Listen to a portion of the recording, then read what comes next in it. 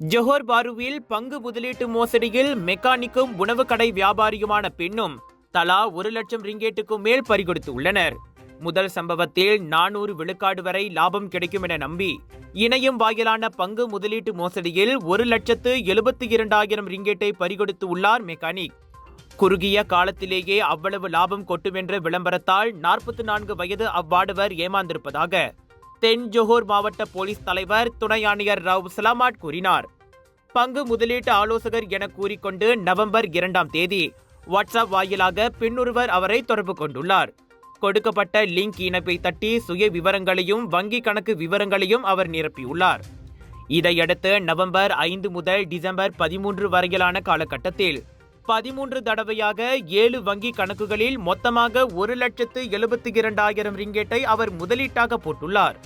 ஒரு கட்டத்தில் லாப தொகையை மீட்க முயன்று தோல்வி கண்டவர் கூடுதலாக 6,20,000 ரிங்கேட்டை செலுத்துமாறு வற்புறுத்தப்பட்ட போதே தாம் மோசடிக்கு ஆளாகியிருப்பதை உணர்ந்தார்.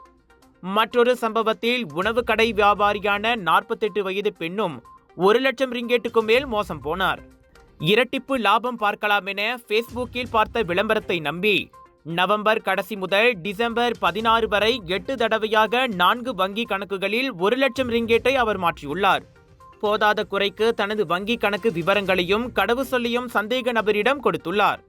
பணத்தை போட்ட பிறகு சந்தேக நபரை தொடர்பு கொள்ள முடியாதபடி தொலைபேசி அழைப்பு துண்டிக்கப்பட்ட போதே தாம் ஏமாந்து போனதை அம்மாது உணர்ந்து போலீசில் புகார் செய்தார்.